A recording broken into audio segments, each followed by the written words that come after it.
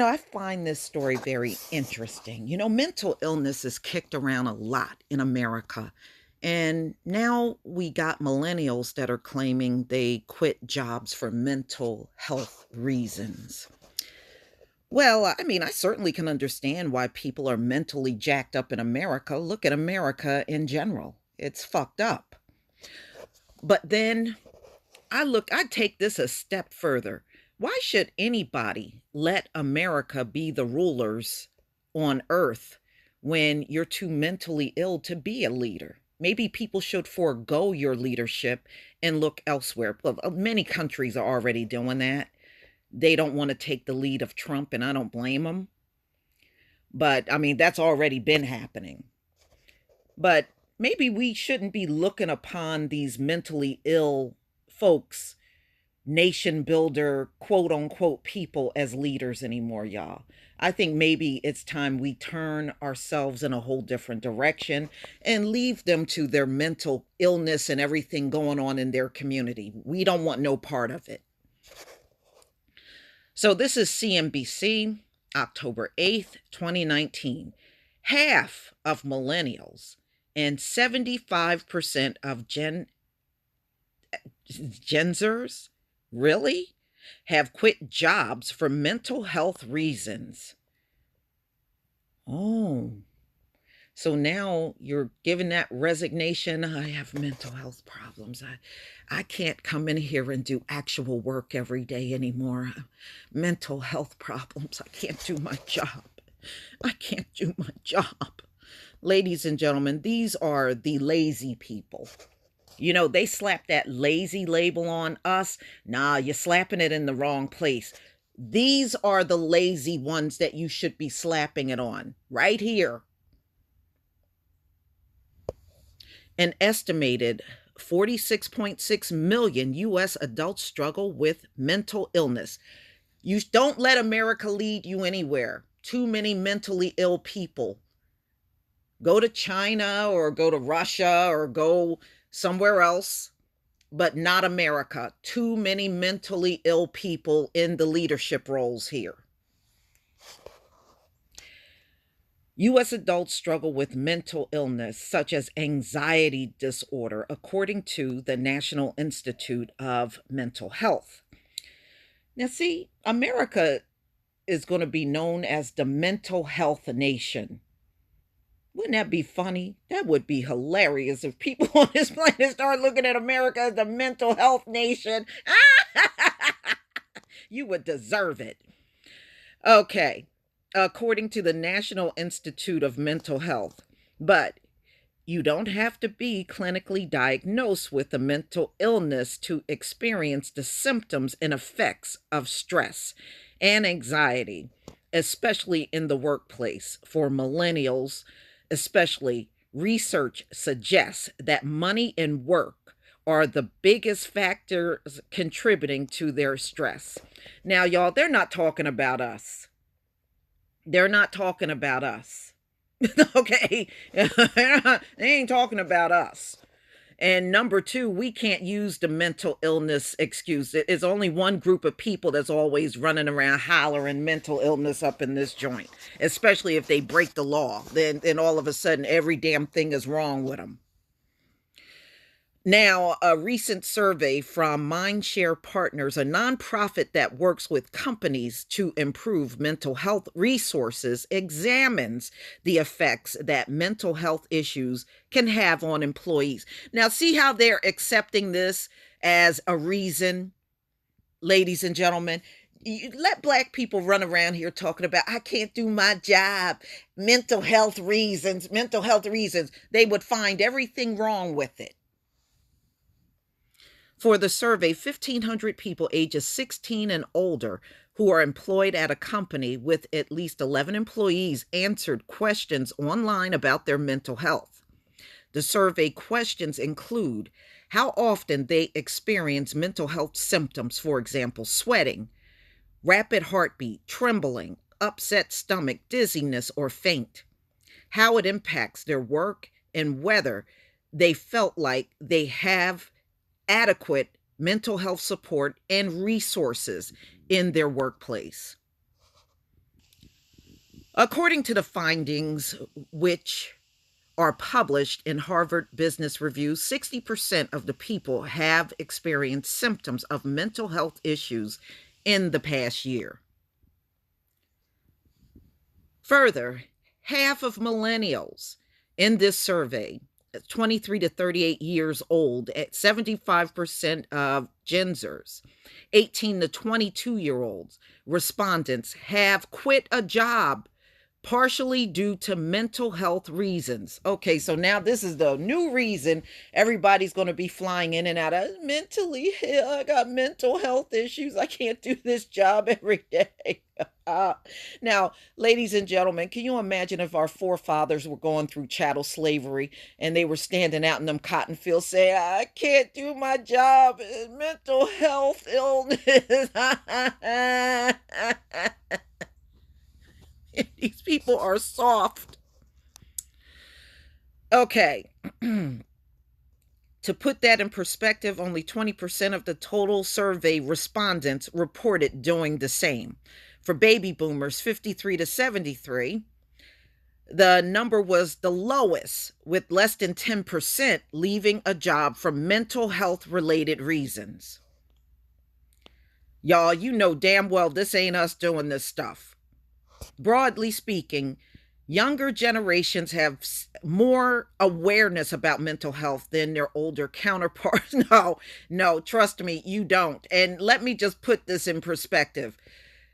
The same people that use mental health for mass killing and all kinds of shootings and breakdowns in their life and get caught sleeping with kids and all that stuff are the same ones using this on jobs, leaving in and out of jobs because of mental health reasons. Trust me on this one. These are the same people.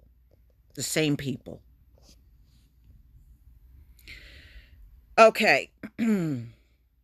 Kelly Greenwood, CEO and founder of Mindshare Partners, tells CNBC, make it. Mental health is something they're used to talking about freely, she says. All of a sudden, they get into the workplace and they're not supposed to talk about it. Millennials were 3 times more likely to experience symptoms of anxiety than baby boomers, and Gen Zers were 4 times more likely. Not surprisingly, millennials in the survey were also 63% more likely to know how to seek company support, such as counseling or mental health training, than baby boomers. This disparity is likely due to sociocultural changes, Greenwood says, and the fact that millennials and Gen Zers tend to be more in tune with their mental health than baby. Again, I just can't get past picturing, oh, I can't be in your cotton field today, massa. I got mental health issues today. I can't do it. If I stand in this cotton field any longer, I'm going to break down and cry. These people are in offices.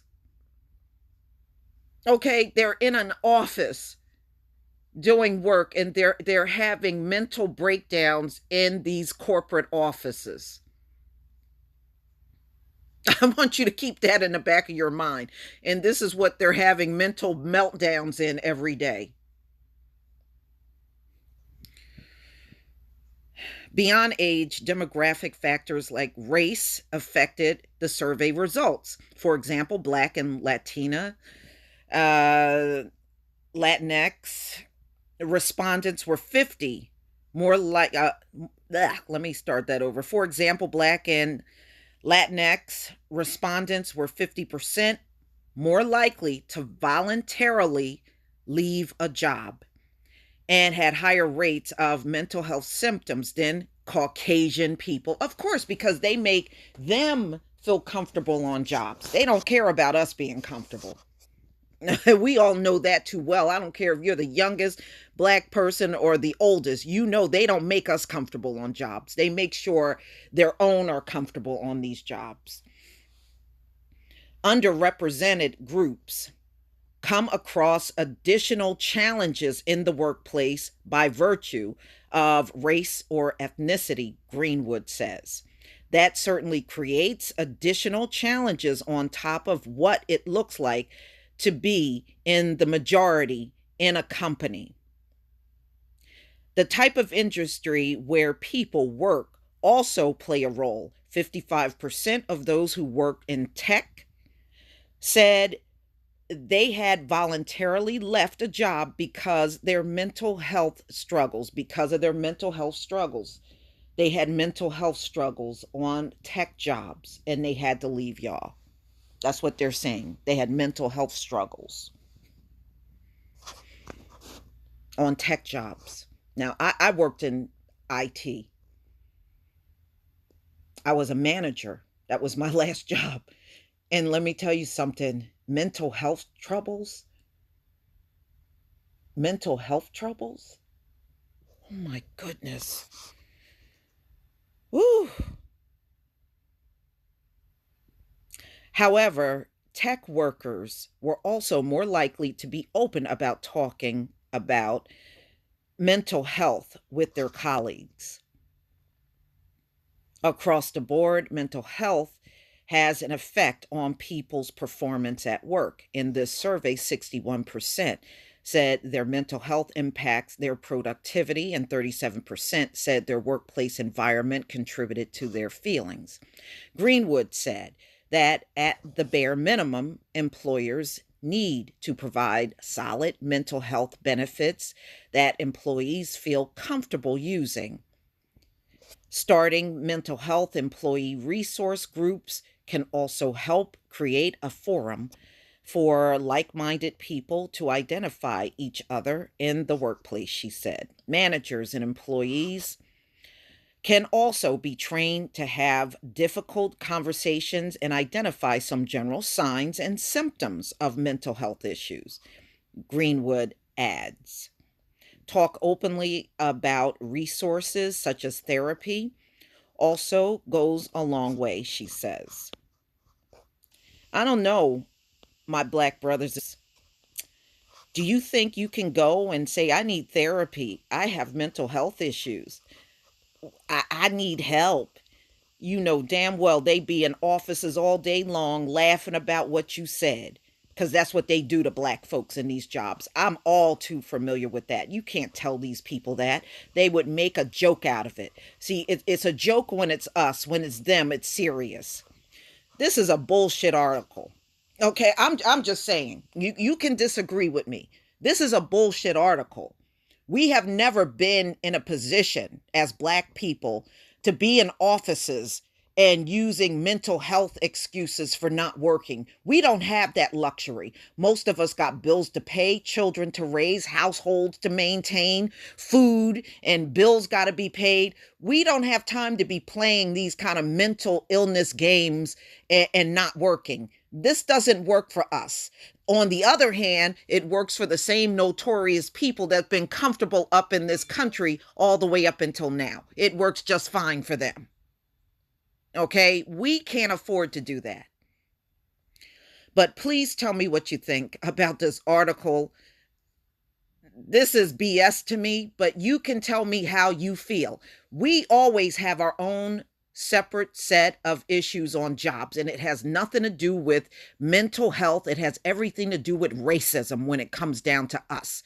I've seen racism in the workplace from day one all the way until the time I left. It's always been there. That's the one thing that is a permanent mainstay on these jobs in America. But this mental health thing, y'all just start making a big deal out of this mental health bullshit recently. This is recent.